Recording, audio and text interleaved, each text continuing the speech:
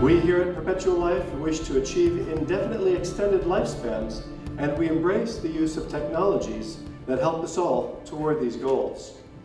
We see the world become a peaceful and perfect place.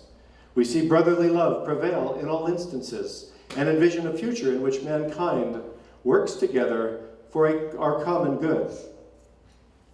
Let us set examples ourselves by sharing our skills and abilities as well as our bounty with those in need. Let us find ways to use current technologies and develop future technologies that brings humanity together as we work to eradicate all forms of catastrophes and the final elimination of every disease that plagues mankind, especially aging.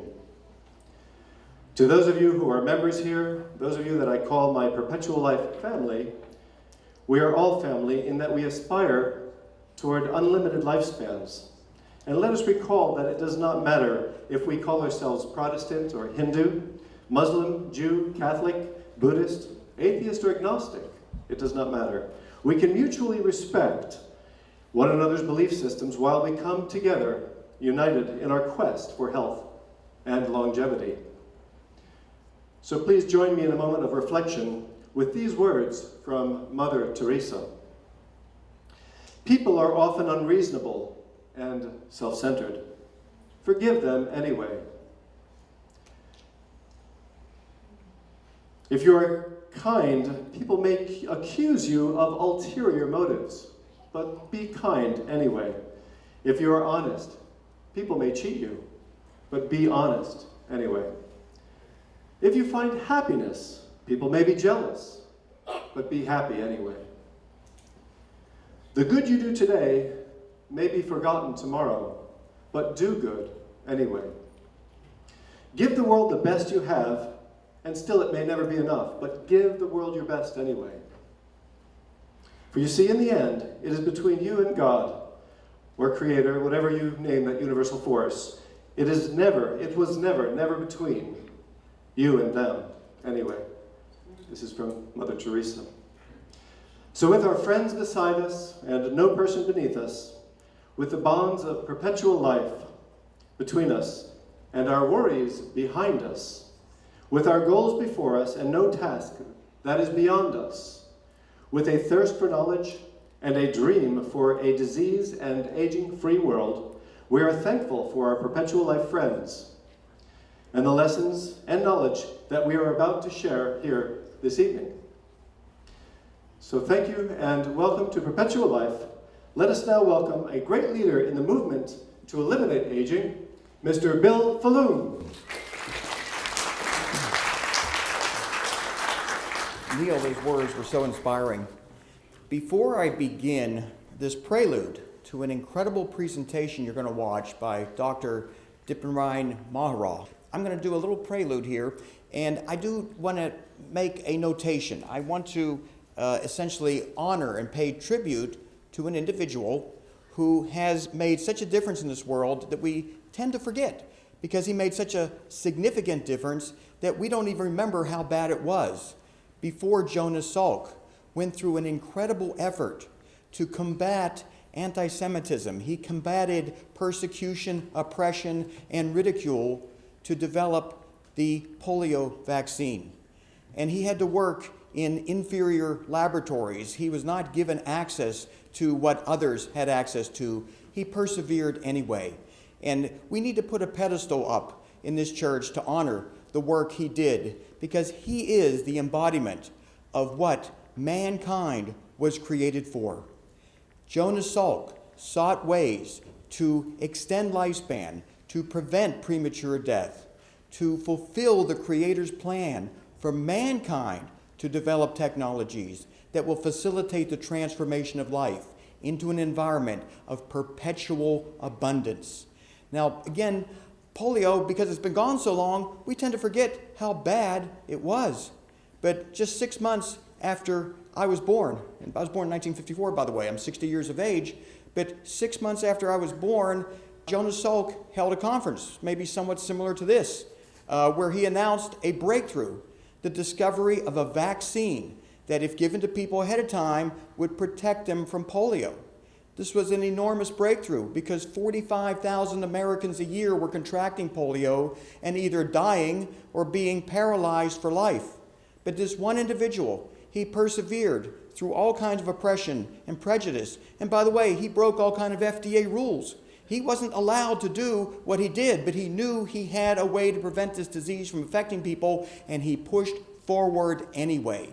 The result is, by 1962, only 910 Americans contracted polio, down from 45,000 in 1955. He truly is an embodiment of what the Creator wanted mankind to accomplish. And I like maps, I hope some of you do, but if you look at that map up there, 1988, hey, we were all born for the most part in 1988, and yet most of the world still suffered the horrific afflictions of polio. Most of the world did, and yet look at 2012. Look at that. Only 3 countries still had polio as a concern. Those were Pakistan, Afghanistan, and Nigeria. The whole world was inoculated against the polio virus. This is an incredible breakthrough.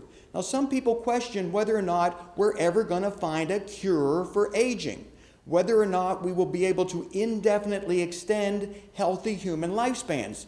Well, just look at this map. It's not going to happen overnight. It's actually going to happen to a few people in the beginning, and then maybe a country or two will develop it. But just think, if aging were the example instead of polio. In 1988, let's assume we cured aging in those countries in white, but aging still existed in those countries in red, which represent the majority of the world, by the way. And look what happened by 2012. It's gone. It's vanquished. People wouldn't even talk about it anymore. They'd say, well, of course you cured aging. People don't get sick anymore like they used to. That's all something of the past. So this is an example of what mankind is able to accomplish if they have enough perseverance, if they utilize their talents, and if they overcome bureaucratic barriers that deny us the access to life-saving therapies. The topic of this presentation tonight is an experimental program that's being initiated to reverse the aging process in human beings. Now, this technique, by the way, was initially looked at in the 1970s. They found that if they connected an old rat about to die with a young rat, if they just did a blood transfusion, they were able to rejuvenate that older rat. They were able to reverse the aging of that older rat. That technology, though, kind of sat idle for a number of decades. But just last year, the most prestigious medical facilities in the United States, I'm talking about Harvard, I'm talking about Stanford, I'm talking about Carnegie Mellon, they are launching programs right now to identify what is in young human blood that could enable, if transferred into an older person, enable that person to be restored to a youthful state. And what they're finding now on preliminary bases using animal studies, that the brains of older animals can be rejuvenated, can be brought back into a more youthful, functional, and structural condition. This is earth-shattering, and it is making the news, by the way. If you read the newspapers every single day, you'll read some news releases from Harvard and other media sources where they'll talk about what research is being shown in the laboratories as far as the animal work. And now everyone's looking to think, well, how can we do this with humans? Problem is, it's being done too slow. It needs to be accelerated, and that's what Dr. Mahara is going to talk about, accelerating the pace of research so that human beings today can benefit from this incredible technology. So as I said, young blood put into old animals rejuvenates their brain. It rejuvenates their blood vessels. It rejuvenates their immune system. It rejuvenates their muscles and their bone. They become younger in response to that. So this is the technology that we're looking at tonight as a potential way of reversing aging in human beings. This is, as I said, earth-shattering. This event may be historical from the standpoint of the announcements we're making. And as I said before, the major medical research centers in the United States, Stanford, Harvard, Carnegie Mellon, and others, are pursuing this. The technical term, by the way, is parabiosis, as far as taking young blood constituents and putting them into older organisms and seeing the reversal of aging. Parabiosis, it's occurring. And these little news clips that I'm showing you right now, they're very recent. Some of them are year 2015 or 2014 press releases that were sent out showing that this technology works. It's no longer theoretical. It works. It just, we need to perfect it in humans. And I'm confident Dr. Mahara may have perfected it, or at least enabled it to show efficacy in a frail, aging human being. Dr. Jarvik, his brother, by the way, the Jarvik heart developer, is rather famous, but this particular brother of Dr. Jarvik, he is looking to enable this age reversal using the parabiosis technology on pets. He's not equipped yet to do it on humans, and he knows that he can make cats and dogs respond, so he plans a study in which he's going to take people's pets. And people seem sometimes to be more attached to their pets than they are to other humans. So he's hoping that people will essentially donate their old pets to him and let him try to rejuvenate them, to let those pets live longer and behave younger. And you'll see at the very bottom of this slide something called GDF11. That's one of the youth factors in younger blood that we feel can rejuvenate older people. GDF stands for Growth Differentiating Factor 11. What does that do?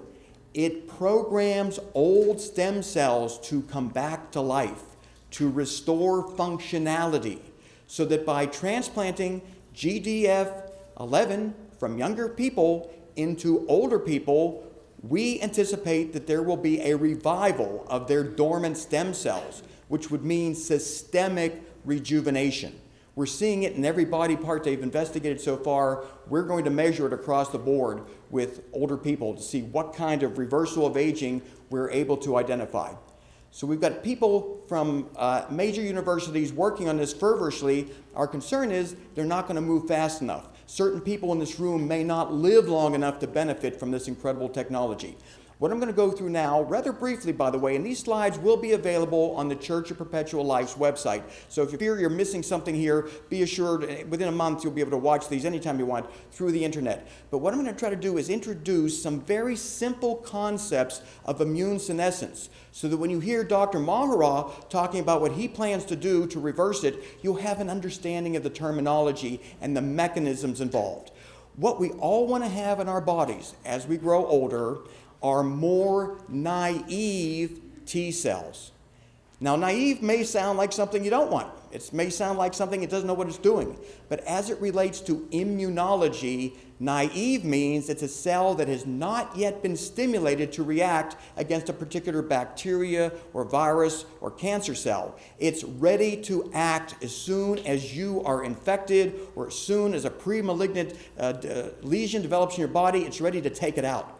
As we grow older, unfortunately, we develop lots of memory cells. They protect us against existing bacteria, viruses, and cancers that we've been exposed to in the past, but they don't protect us against the new cells. In fact, these old memory cells, they emit inflammatory signals, which creates all kinds of disorders. And to give you an idea as to how this works, young people, children, they get sick a lot. They get lots of colds, and they respond to those colds, though, rather well, but they're sick for a couple days, a couple weeks.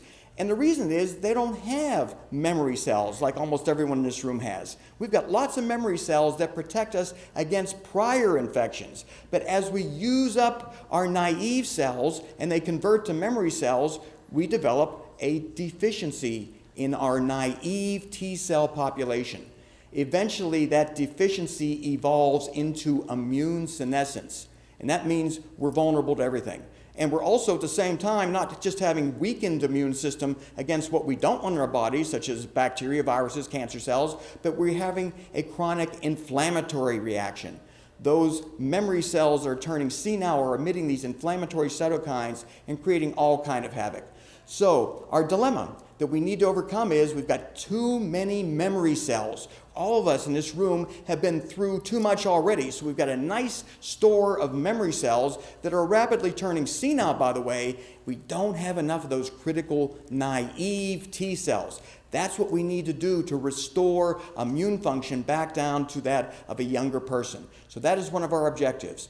More naive cells will enable us to fend off cancers, viruses, bacteria, and just about everything else out there that's killing people. When you hear that someone's died of old age, they don't really tell you what really caused it.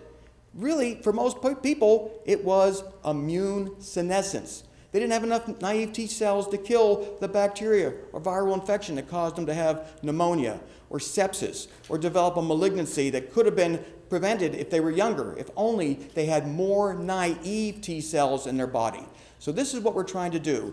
We want to promote naive cell in our thymus. We want more naive cell production, and we want to get rid of the senescent memory cells. If you look at this chart, look at inflammation. Look at all of the horrific effects that inflammation has on our aging bodies. And then you see what's causing some of that inflammation. It's the accumulation of senescent memory cells. They become defective. They start emitting bad signals, telling your body to start reacting against itself. And that appears acutely in certain rheumatoid conditions. People with severe arthritis, lupus, other types of rheumatoid type conditions, and yet we're not addressing it properly. We're giving people drugs to relieve their pain instead of drugs that will get rid of those senescent memory cells. So this is certainly an area of incredible importance. Natural killer cells. These are very active when we're young. It's another immune component. And of course, naive natural killer cells are what you want. They lose their activity as we grow older. And as a result, we don't attack viruses and bacteria the way we should. That little diagram there is a macrophage going after a bacteria. It's chasing it. It's chasing it. You can see how large that macrophage is, and it's just going after that little bacteria. And you wonder, how does it see it? Does the macrophage have eyes? And no, that's not the reason. There's a chemical trail that bacteria is leaving, and that macrophage is following the chemical trail until it can engulf and destroy that bacteria. So you're looking at part of the immune system in action right now. And natural killer cells play a big part in the initial attack against bacteria, viruses, malignant cells, funguses. Everything we need to stay alive is dependent on healthy immune function. So we need to maintain healthy, functional, natural killer cell activity. Now, a percentage that we'd all like to shoot for is over 30% natural killer cell activity. And yet a typical cancer patient, when they're diagnosed, has less than 4% natural killer cell activity. It's pretty easy to understand by that one statistic why, as we grow older, cancer becomes more prevalent. Or if we're given immune suppressing drugs like so many organ transplant patients have to, their risks of cancer increase markedly. You need functional natural killer cells, and as we grow older, we lose the function, but there are ways to restore it. That's some of the information you're going to hear tonight from Dr. Maharal. So as we go on, reasons why we are accelerating our immune senescence are chronic viral infections. Now, shingles is something that, as most of you may know, is a reactivation of the chickenpox virus. Now, why can we get chickenpox at 8 or 9 or 12 and it goes into remission? We feel like we're immune to chickenpox. Well, we're not really immune to it. What's happened is antibodies have developed, and our natural killer cells and our naive T cells, they're keeping it in remission. But at some point, our immune system starts to wear out. It's no longer able to keep that latent chickenpox virus called herpes zoster, not able to keep it suppressed, and one has a shingles outbreak. Very painful, can last for many, many months. Influenza. A younger person can get it, normally survive. Influenza kills over 30,000 Americans every year, most of them older. And they'll put it on the obituary that a person may have died from pneumonia caused by influenza. What they omit is the underlying reason why the person died, immune senescence. That was the reason why they died. One of the factors that accelerates immune senescence is the cytomegalovirus. Virtually everyone in this room is infected with CMV, cytomegalovirus. And the problem is, just like with the chickenpox virus, we don't really know we have cytomegalovirus because our immune system works overtime to keep it suppressed. But in the process of suppressing CMV, you're wearing out your naive T cell pool. It's generating all these naive T cells, not to kill a cancer cell or a bacteria or another new virus. It's simply keeping your cytomegalovirus under control, which is why older people have much more CMV. They had it all along. It's just their immune system started to wear out and it started to become detectable. So suppressing CMV, very important, not easy to do. We're hoping by transplanting the young immune systems into older individuals, we're going to enable those old individuals to suppress their chronic cytomegalovirus infections. Immune cell exhaustion. That's a scary thought, by the way. Being exhausted anyway is a scary thought. I feel great tonight. I'm not exhausted, but if we don't get good sleep, we feel tired. Unfortunately, as we get older, our immune systems will invariably wear out. They will become exhausted. We will be vulnerable to every disease that we know of, including vascular disease. It's not just cancers and viruses and bacteria. Everything, unfortunately, goes bad when our immune system wears out. And again, that chronic inflammation caused by these exhausted immune cells that no longer know how to behave. And as a result, they wind up losing an ability to protect us, but they do inflict lots and lots of damage. So again, just to reiterate what we're talking about here, we need to restore our naive T-cell populations in our bone marrow. We need to purge our body of the excess senile memory cells that aren't doing us any good except producing lots of inflammation. And that inflammation, by the way, is what produces the vascular damage and causes the strokes and the heart attacks and all the other ailments associated with arterial dysfunction. Again, T-cell function, so critical, and yet we're just accepting it. No doctor is treating for this, by the way. They take an old person who has 20 different underlying conditions, all related to immune senescence, and they're not doing anything to rejuvenate the immune system. We plan to do that. We're going to do that in a lot of different ways, and Dr. Mahara is going to explain how that may be possible and how we intend to experimentally seek to reverse the aging process of a very frail elderly person in a way to restore not just their immune function, but their brain, their muscle, their blood vessels, and of course their bone to keep them going. I'm just about done right now with my preamble to Dr. Mahara's presentation, but I like to use examples wherever I can. I don't know if anyone has taken better care of themselves than Jack LaLanne. He wanted to live to be over 100 more than almost anybody I know. And he tried everything. He practiced calorie restriction. He vigorously exercised. He took a modest supplement program. He was doing just about everything imaginable right. And yet, the immune dysfunction, he wasn't able to do anything about that. He developed aortic stenosis. That's something that a lot of people develop. And in response to the surgery, he developed a horrific inflammatory situation, an autoimmune problem. And then his immune system failed him further. He wound up dying of pneumonia at the early age of 96. He really felt he was going to make it to, I mean, if you saw interviews with him when he was 94, 95 even, he looked like someone who was never going to die. But his immune system was exhausted. And eventually pneumonia killed somebody who was known to do the physically impossible feats throughout his early life. He only made it to 96. And immune senescence, we know, played an incredible role. So we like to bring these issues up to let everybody know real people are really dying of this problem of immune senescence, and we need to do something about it, which is what this program is all about tonight. So again, reversing the aging process has to start with the immune system, or we're simply going to have older people who maybe have good muscle tone and strong bone density, and yet their immune systems have worn out on them. So this is the issue we're facing. And our objective is to reverse immune senescence. These are the many things that we have to do to make this happen. And if it looks like it can't happen, bear in mind, we're looking to take the immune system of a younger person and transplant that to an older person so that they get all of these benefits, perhaps with only one therapy, not having to address 6 or 7 of them as you see before you. So with that, I want to introduce Dr. Mahara, because there are ways of protecting against immune senescence, and we hope reversing the aging process. This is your clicker? Okay.